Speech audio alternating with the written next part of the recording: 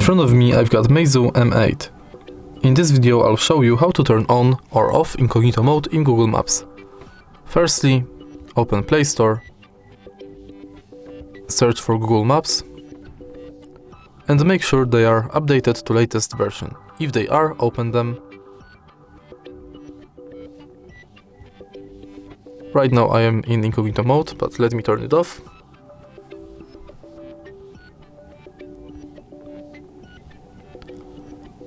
And to turn it on, tap button in the right corner and tap on Turn on Incognito mode.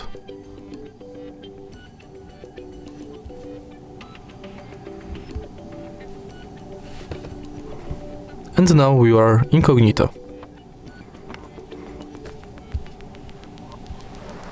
To turn this function off, again tap here and select this blue button.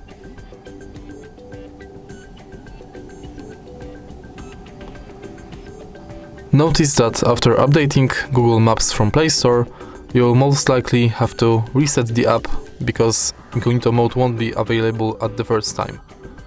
If you find this video helpful, please leave like, comment and subscribe.